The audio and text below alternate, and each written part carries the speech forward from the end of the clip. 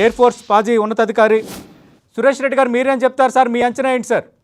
ఏమై జరిగి ఉండొచ్చు? అంటే అక్కడ ఉన్న పరిస్థితిని బట్టి మనం ఒకవేళ as of now without having much of information చెప్పాలనంటే సార్ అది ఎయిదర్ హ్యూమన్ ఎర్రర్ కావచ్చు, లేకపోతే బర్డ్ హిట్ కావచ్చు, లేకపోతే ఏదైనా అవుట్ సైడ్ ఏదైనా ప్రొజెక్టైల్ ఏదైనా తగిలిండొచ్చు, టెక్నికల్ ఫెయిల్యూర్ కూడా కావచ్చు. వీటిలలో ఏదైనా కావచ్చు. కానీ ఆ పైలట్ మేడే కాల్ అని ఇస్తారు ఏదైనా డేంజర్ ఉంటే. అది ఆల్రెడీ ఇచ్చినట్టుగా తెలుస్తా ఉంది. అంటే ఆయన ఏదో ప్రమాదం ఉందని ఆల్రెడీ తెలుసుకున్నాడు. ఆయన తెలుసుకునే వరకు హార్డ్లీ అదొక గ్రౌండ్, అక్కడ ఉన్న లోకల్ గ్రౌండ్ నుంచి హార్డ్లీ ఒక 450 feet కూడా లేదు ఆ హైట్. కాబట్టి ఈ ప్రత్యేకంగా ఈ విమానాలు ఏదైతే ఉన్నాయో దరిదాపు 13-14 సంవత్సరాలకి వెళ్ళి కమర్షియల్ ఫ్లైట్లలో యూజ్ చేస్తా ఉన్నారు. అమెరికన్ ఎయిర్లైన్స్ కానివ్వండి, జాపనీస్ ఎయిర్లైన్స్ కానివ్వండి, మంచి ఎయిర్లైన్స్ వాడుతా ఉన్నారు దీన్ని. అయినప్పటికీ కూడా ఏది పెద్దగా ఫ్యాటాలిటీ ఎక్కడ కాలే, ఎటువంటి చనిపోయేంత లెవెల్లో కాలేదు. ఏదో చిన్న మొన్న ఫెయిల్యూర్స్, ఆ మ్యానుఫ్యాక్చరింగ్ లా మెటల్స్ యూజ్ చేసే దాని మీద కొన్ని డౌట్స్, కొన్ని లీకేజెస్ అటువంటివి కొన్ని వచ్చినాయి ఇనీషియల్ గా. కాకపోతే అవన్నీ కూడా అధిగమించి బాగానే నడుస్తా ఉంది. ఈ ప్రత్యేకంగా ఇక్కడ ఉన్న దాన్ని చూస్తే బర్డ్ హిట్టే మోస్ట్ ప్రాబబుల్ రీజన్ అనిపిస్తా ఉన్నది, లేకపోతే టెక్నికల్ ఫెయిల్యూర్ ఉండొచ్చు.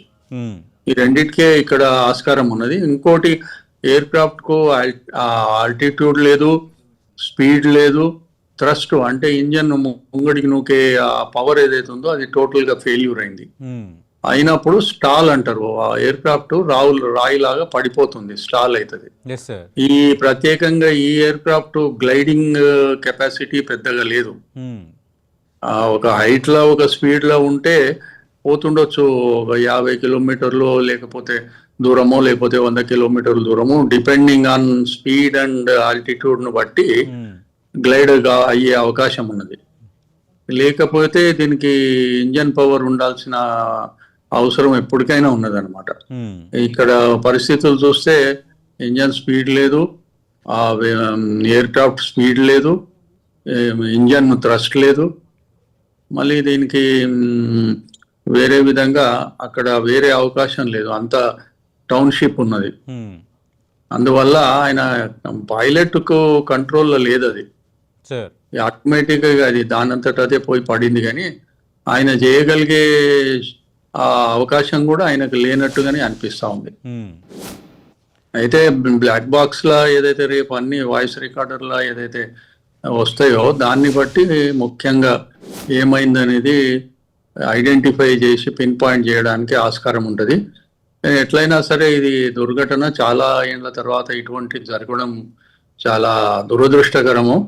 యూజువల్ గా ఈ ఫ్లైట్స్ యాక్సిడెంట్లకు గురైతాయి అంటే ముఖ్యంగా టెక్నికల్ ఫెయిల్యూర్స్ కావచ్చు, బర్డ్ హిట్స్ కావచ్చు, బయట నుంచి ఎవరన్నా ప్రొజెక్టైల్ ఏదైనా వచ్చి తగులితే కావచ్చు, లేకపోతే వెదర్ ఖరాబ్ ఉంటే దాని వల్ల కావచ్చు, హ్యూమన్ ఎర్రర్ కావచ్చు, లేకపోతే ఒక్కోసారి ఏటీసీ కూడా తప్పుదారి పట్టించడం వల్ల క్రాష్ అయితే ఒకదానికొకటి తగిలే అవకాశాలు ఇక్కడ అలాంటి ఛాన్స్ కనిపించట్లేదు కదా సార్, ఎందుకంటే విమానాశ్రయానికి చాలా సమీపంలో ఇక్కడ లేదు. అంటే యూజువల్ గా ఇన్ జనరల్ చెప్తున్నా, ఇన్ జనరల్ యాక్సిడెంట్ కావడానికి ఇవన్నీ కారణాలు ఉంటాయి. కానీ ఇక్కడ ముఖ్యంగా చూస్తే టెక్నికల్, బర్డ్ హిట్ ఈ రెండే ఎక్కువ కనిపిస్తున్నాయి. ఇక్కడ మనకు చూసినట్టయితే ఆ ఎయిర్ క్రాఫ్ట్ కు ఆ హైట్ లో ఆ స్పీడ్ తో ఉన్నప్పుడు, ఆ ఇంజన్ లేనప్పుడు దానికి తట్టుకునే ఆ గ్లైడ్ చేసి ల్యాండ్ అయ్యే అంత కెపాసిటీ లేదు. ప్లస్ ఇంకోటి ఏమంటే ఇది పైలట్ కు ఇక వేరే ఎటువంటి ఆప్షన్స్ లేదు. ఇది మంచి ఎయిర్ క్రాఫ్ట్, ఇది ఆ ఫ్యూజలేజ్ అంటే ఆ బాడీ ఏదైతే ఉందో అది మోనోకాక్ టైప్ అంటారు. ఫ్యూజలేజ్ చాలా స్ట్రాంగ్ అన్నమాట ఇది. ప్లస్ దాని వెయిట్ కూడా చాలా తక్కువ, మైలేజ్ బాగా ఎక్కువ ఇస్తుంది ఎయిర్ క్రాఫ్ట్. అండ్ దీని ఇంజన్ కూడా చాలా బెస్ట్ ఇంజన్స్ అనమాట. వాళ్ళనే అతి ఇంపార్టెంట్ ఇంజన్స్ అన్నమాట ఇవి.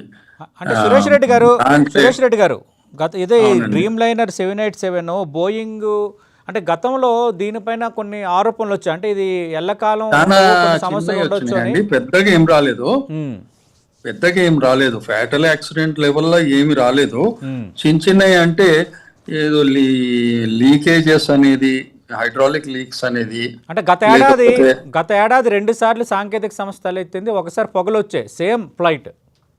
అంటే సబ్ స్టాండర్డ్ మెటీరియల్ అల్యూమినియం కానీ టైటానియం అవన్నీ వాడుతున్నారని కొంత ఉండే. అండ్ అప్పటికి కూడా ఇది సబ్ స్టాండర్డ్ అని కేఎల్ఎం వాళ్ళు ఒకసారి అన్నారు, ఇటలీ వాళ్ళు ఒకసారి అన్నారు. అండ్ మ్యానుఫ్యాక్చరింగ్ లో కొంచెం జాగ్రత్తలు తీసుకోవడం లేదు, క్వాలిటీ మెయింటైన్ చేయడం లేదనే ఆరోపణలు ఉన్నాయి. కానీ ఎక్కడైనా ఇట్లా ఫ్యాటల్ గా అయితే కాలేదు. ఒకసారి ఏదో రన్వే మీద పార్క్ అయ్యి మన పార్కింగ్ అయి ఉన్నప్పుడు అప్పుడు ముంగట ఏదైతే ఉంటుందో నోస్ వీలు కొలాప్స్ అయింది, అది కిందికి పడిపోయింది నోస్. అది ఒక్కసారి అయింది. అది తప్పితే వెరీ స్టడీ ఎయిర్ క్రాఫ్టే, 250 మంది దాకా ఈజీగా దాంట్లో పడతారు.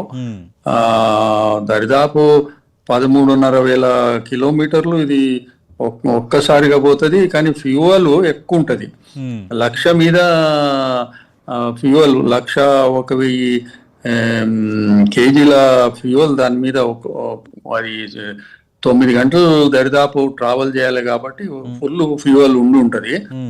అది ఎట్లుందంటే ఒక బాంబు లెక్క ఉంటుంది దాని ఫ్యూజలేజ్ ఏదైతే బాడీ ఉందో, ఫైర్ అయితే అది నథింగ్ బట్ ఏ బాంబ్ అనమాట అది. దానివల్ల ఇది ఇంత దారుణంగా అయింది.